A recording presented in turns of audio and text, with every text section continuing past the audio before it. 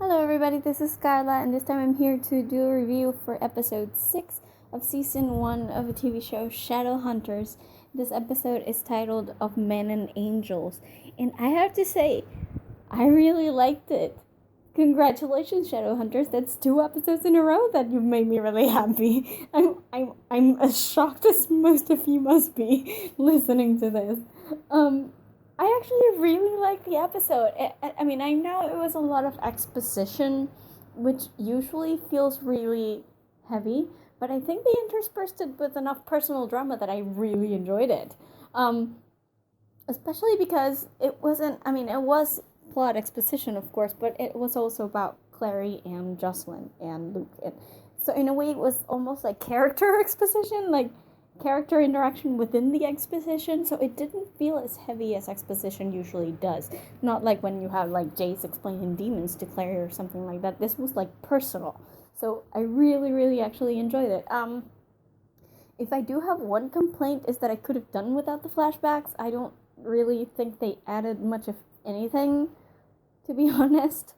I don't think there was anything in the flashbacks that couldn't have just been, and actually was, just explained verbally by Luke or Magnus or whomever. But, and the actors weren't that great on the flashbacks or anything. The fight scenes were kind of weird in the flashbacks, and seriously, they need to stop using that weird slow-mo blur effect that they're using, because it doesn't work at all. And I found it really odd that you have 2 Shadowhunters, some of the best Shadowhunters, honestly, Valentine and Luke, and they're fighting, and they're it's a fist fight. Where are the Seraph blades? Where are the awesome moves? It felt kind of dumb to me. It's like, why are you using your fists? Aren't you Shadowhunters? Do something amazing. Use a rune. Whatever it is, you can do it. And then Jocelyn comes in, and her fight choreography was just crap. So yeah, I could have done without those flashbacks. Honestly, I don't think they really added anything at all. But I liked the rest of the episode. Like, everything that actually took place in the present was really great, really awesome. Finally, we get to see Jace actually showing a little bit of Jace. Because whenever he's around Clary, he's like so nice and so googly-eyed and so, oh, you're so pretty. And Jace is a lot more abrasive, like original Jace, like book Jace. He's a lot more abrasive, a lot more sarcastic, and the show hasn't really shown that side of him because he's always around Clary. But now that he and Simon got paired up, and obviously they don't like each other, they were actually free to volley around back and forth about how much they don't like each other, and it was really great. Honestly, I think people just need to get paired with Alberto Rosende, because he makes everybody better. Seriously, I think Dom did a great job. He did a great job with those scenes. I thought it was really cool. And oh my god, the Lightwood drama. I love me some Lightwoods. I love them, not just Alec and Izzy, but also the parents. We got to see Max, and he was adorable, and it was so juicy and so great. It's hilarious though, because for an episode that actually didn't, this whole chunk of plot just didn't happen in the book. This was obviously like a filler episode, total filler episode, just to fill up the space between what happened before and what happens next, and to explain stuff. That was basically the whole purpose of this episode, but I really liked it. And this whole thing about Magnus sending, Jace and Simon off to find stuff, and then bring me Alec, because he has virgin Shadowhunter power. That was just ridiculous, and it was just a lie, because Clary was standing right there. But it was just, I don't know, I didn't mind it, because it was so entertaining to see them all interact. Like I said, I really liked that scene with Jason and Simon. I thought it was really the first time they were actually that Jace was actually kind of true to the character. I love the Lightwoods. Gosh, Mari's so great. I had never seen this woman before, this actress, in anything before, and I think I may have to look her up because she's so great. She has such authority, and you can really see that she's been trained, like, in acting. And I feel something from her. Like, I really like her style as she takes on the role. So I think I'm gonna have to look her up. I loved the dad, Robert, as well. I thought he was I thought it was adorable that he's kind of, more like closer to Isabel, and then Maris is like closer to Alec in her own way, I guess. And of course, knowing what the reason is for that, it becomes a little bit less annoying, I guess. I know that most people who haven't read the books are probably really mad at Maris right now, but you kind of, for those of us who have read the books, we do know what's going on. So it kind of makes a little bit more sense that she's really walking around all the time like she has a stick up her ass. It makes total sense. When I can't wait for them to actually reveal that, because in the book Izzy knew, but here none of them know. So it's gonna be interesting to see. Like I said, I loved Max. What a cutie! I love him to death. Oh God. But he was adorable. I like the whole thing with the rune, like the heat rune versus the nourishment rune. I thought that was adorable. I'm glad they introduced the idea that they're trying to get Alec married. And, although I still haven't, they still haven't actually said why he won't come out. I mean, aside from the obvious fact that it's difficult to come out, but there's a reason that he's trying to keep it to himself and won't even accept it to himself. They haven't actually mentioned it, but I really enjoyed that one scene with Alec and Izzy. I mean, they're so great, both of them. Matthew and Emerald, they're both so great. And that one scene, I mean, you could feel that she was like really, really up in arms for her brother, and that she wants him to be happy, And it's just, it tugged at my heart, like, really, very much. And there was the whole Magnus thing, which, seriously, I'm actually loving Magnus right now. When Harry is on, he is totally on. Like, he works. When he's not overdoing it, like, when things actually start getting serious, he's actually really good. Really good. And I wish I could have seen that from the beginning. But, the script just wasn't really helping. But now that it's gotten a little bit better, it's picked up some pace. I really like Harry as Magnus. I really do. I mean, he's got the flamboyant thing, but it's not annoying. It's not overwhelming. So it doesn't take me out of the entire thing. I really liked his scenes. Obviously not the whole trying to cure Luke thing was obviously looked pretty fake. But just his scenes when he was explaining things to Clary was interesting. I mean, you could see it in his eyes that he felt anger. I mean, and even a little bit of fear for the fact that Valentine was coming back, because he lived through the uprising, and he's a downworlder, so you can imagine that he feels a lot of things, knowing that Valentine is coming back. And it's not just the whole, let's hide because we can't party here anymore. No, he actually feels a lot of emotions knowing that. And I really like that.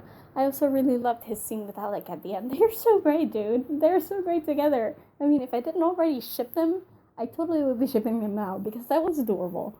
Okay, that I like the way that he's trying to like get Alec to come to his own personal realization about his sexuality, and he's not like pushing him or anything. He's just trying to like gently be like, hey, there's something here. I acknowledge it. Do you acknowledge it? And Alec is kind of doesn't really know where he's standing right now, but he kind of likes it. So I thought their conversation was so great. I do have to give major props to Kat, though, because this was the one episode where I did not get even one instance where I went like, she could have delivered that line better. I thought she was really great in this one. And, a lot of it was just frustrated huffing because she was learning stuff and she couldn't believe it, or she got mad because, Valentine is a jerk.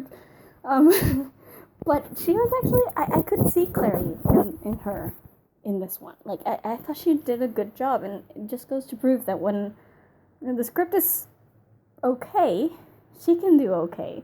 So hopefully they keep going this way, and I didn't mean to rhyme, but I totally did. I really enjoyed it. I'm very happy that finally we're getting to see the whole JC thing, the Jonathan Christopher thing is finally coming out. I thought it was about time, because they should have mentioned that from the beginning, but they didn't. So I thought it felt like it was missing to me because that was such a huge deal in the book. And now we're actually, going down that path, and it feels great. I love that they, the way they did the box thing. I thought that was really cool. It was kind of better than the way they did it in the movie. And I thought it was just a really great way of ending the episode. I mean, when it ended and the credits rolled, I actually cheered. I went like, yeah, because I really enjoyed the way it ended. I don't know. I mean, I think nobody's more surprised about the fact that I like this episode than I am, because I was not expecting it to like it. I liked the previous one so much that I was kind of mentally prepared to be like, okay, we'll get a mediocre filler here and whatever, because it's way too early for them to actually start doing anything important. Way too early in the season. I mean, we're only like halfway through. So I was kind of mentally prepared for this to suck, and it started, and it didn't suck, and I really, I don't know, I'm just kind of in shock right now. I think MVP probably goes out to Izzy, though, because Emerald, man, she has her episodes where she's not given the best material, and she's kind of just there. But when she's actually given decent stuff to talk about, I mean, her conversation with Maris was fantastic. Her conversation with Robert was great. Her conversation with Alec, which I already mentioned, was amazing. And I think, and then her transformation in the end, I mean, eventually I'm sure she will find a balance. She's not going to turn into Mary's the second or anything. But it's interesting that they show what she's going through. Because Izzy does go through quite a change in the books. And it has a lot to do with Alec. It has a lot to do with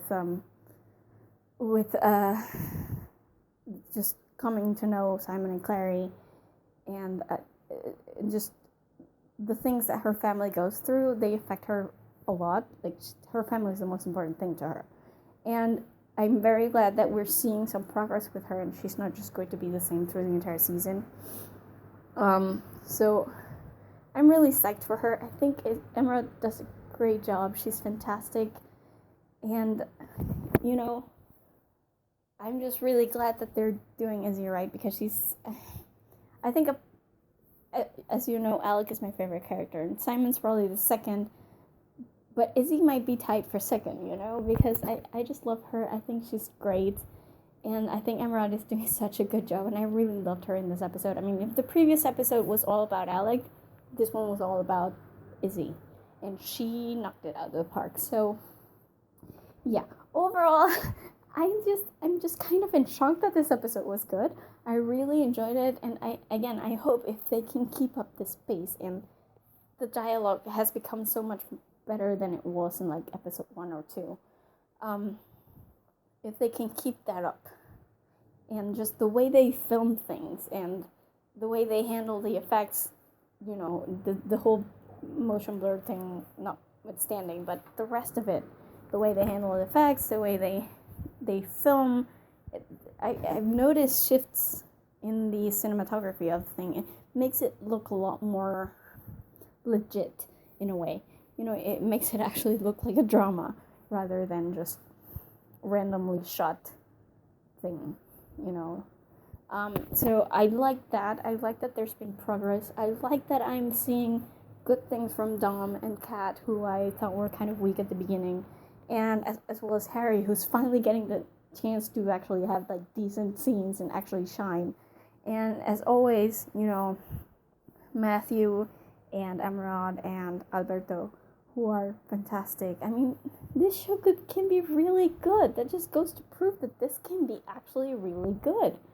You know, it took them, 5 episodes to actually get to a point where I not only watched this show out of loyalty to the Mortal Instruments series, but I'm actually enjoying watching it. And I think that's very important. I hope they keep that up, because it's only starting to go down the rabbit hole right now with this episode. This is kind of the beginning of it going downhill, and if all goes well, by the end of the season you're gonna have some pretty nice twists. So I can only hope that they continue, trying the best they can with the writing, doing decent writing and getting fantastic performances from the cast as they did in this episode. And it could be a really special thing by the time we get to the end of the season. So all I can say is I really enjoyed it. Bravo, Shadowhunters, you did it again. That's twice in a row that you've impressed me, and it just blows my mind, okay? I was not expecting this by episode 6, and you've managed it, so great job. Hopefully next episode will be just as good, I hope. Fingers crossed. I think I will keep my expectations low just so that I can be surprised. I like that. I like being shocked and impressed by this. So I will keep my expectations low, but I gotta admit, when they impress me, they actually really do impress me. So good job. And that's it from me before I keep gushing about it. That's it from me now. I will... Yeah, I will get it short. Sorry about that. I will cut this review short here before I keep gushing about stuff.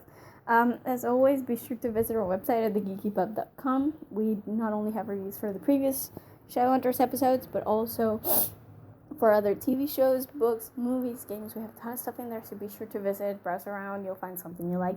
And if you guys want to be notified straight away whenever we upload something new, some new review or whatever, be sure to subscribe to our YouTube channel, because that's usually where our reviews go up first. Even before they hit the website, they're usually up on our website. On our YouTube account.